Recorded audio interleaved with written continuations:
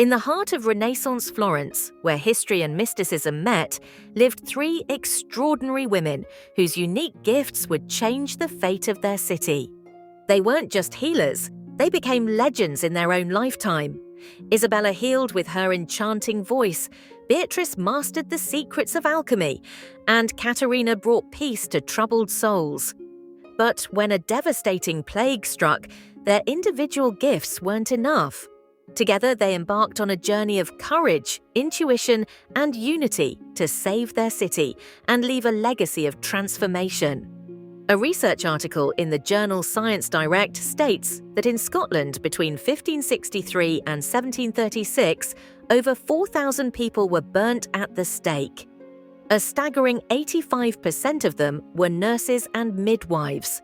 They were marginalized and accused of witchcraft because they were women with special gifts.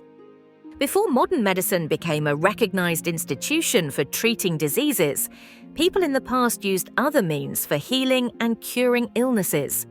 They turned to traditional healers, home remedies, and herbalism, and sought out gifted individuals, many were women, to help with their health issues. Today's video is about how the combined gifts and wisdom of three women saved countless lives and restore health to a city. Welcome to Well Woman Wisdom, the channel dedicated to inspiring your well-being and celebrating extraordinary stories. Before we dive into this exceptional tale, make sure to subscribe and hit the notification bell so you never miss a story that uplifts and empowers you. So why and how did these three women, Isabella, the songbird of Florence, Beatrice, the alchemist of healing, and Katarina, the sage of souls, come together to change the fate of their city and left an indelible mark on history? Starting at Isabella's cottage, let's uncover their intriguing story. The first woman was Isabella. She was the youngest of 5 siblings born into a musician family. Her father was a renowned lute player, and her mother was a gifted singer. Growing up, Isabella's home was always filled with music. She discovered her unique gift of healing with her voice when, as a child, she sang to a wounded bird and watched it retake flight. Her melodies could mend broken bones and soothe the deepest of wounds. She now lived in a small cottage at the city's edge, where people traveled far and wide to hear her sing. Softly, Isabella says, "The harmony of the soul can heal the body. Let my song be your balm." Her songs not only healed physical wounds, but brought peace to troubled hearts as well. She united the community in a bond of shared hope. Beatrice Apothecary. The second woman was Beatrice. She was a woman of science and alchemy from a lineage of scholars and herbalists. Her grandmother was a respected healer, and her father was a scholar who encouraged her curiosity for the world of nature. As a child, Beatrice spent countless hours in her grandmother's garden, learning about the medicinal properties of plants. She had a unique touch that could draw out poisons and sickness.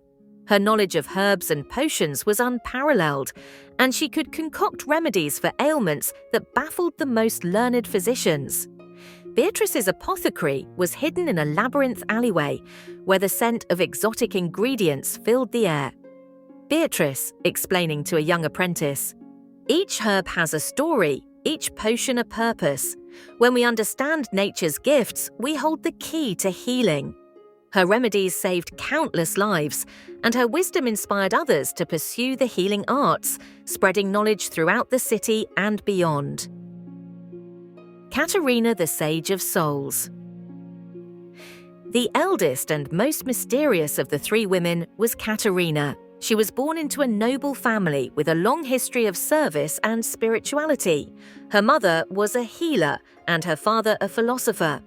Katarina was deeply spiritual from a young age, often retreating to the countryside to meditate and seek solace. She possessed the ability to heal the soul. Her gift, being more abstract, was often misunderstood. With a mere touch of her hands, she could lift the burdens of grief and despair and bring peace to troubled minds. Katarina's presence usually was felt before she was even seen. A sense of calm would precede her arrival, and those who left her home did so with light hearts and renewed spirits. Katarina gently saying, "The heart wounds are the deepest, but even the darkest night will end and the sun will rise again. Let your spirit find peace." Katarina's presence brought serenity and wisdom. She teaches the townsfolk the importance of inner peace and resilience. Then the Great Plague strikes. On one fateful day in the year 1527, a devastating plague swept through the city of Florence, striking fear into the hearts of its citizens and lasting for nearly 2 years. The plague, known as the Great Pestilence, brought unimaginable suffering to the people as they faced not only the physical ravages of the disease, but also the emotional and psychological toll of losing loved ones. The usual remedies and prayers proved ineffective, and despair began to take root. The 3 women, each in her corner of the city, knew their powers might not be enough to combat this new and deadly threat. The city was in the grip of fear and uncertainty as the disease spread. All traditional remedies and prayers seemed powerless against the relentless spread of the disease. The challenges were immense: overcrowded homes, inadequate sanitation, and a lack of effective treatments exacerbated the crisis. Driven by a shared sense of duty and the bond of their gifts, Isabella, Beatrice, and Katarina came together. They decided to combine their gifts, hoping that the synergy of their talents would result in finding a powerful cure. Isabella: "We must combine our gifts. Together we can find a way to heal our city." Beatrice: "There is an ancient manuscript in the forgotten library. It may hold the key." Katarina: "Let us trust in our bond and our purpose. We will find a way." The forgotten library. Their journey led them to an ancient, forgotten library beneath the city, rumored to hold the secrets of the old world. Guided by Katarina's intuition, they navigated the hidden passages until they found a manuscript detailing a ritual that could amplify their powers.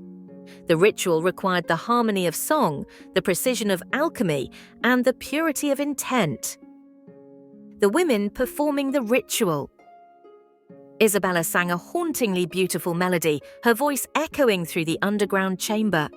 Beatrice mixed a potion with rare ingredients, each chosen for their healing properties. Katarina laid her hands on the manuscript, channeling her energy to unite their efforts. As the ritual progressed, a brilliant light enveloped the room, and the manuscript dissolved into a fine mist, which Beatrice captured in a vial.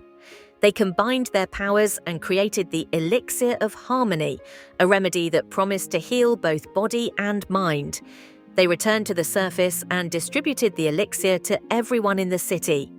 Gradually, the plague began to recede, and the people of Florence started to recover.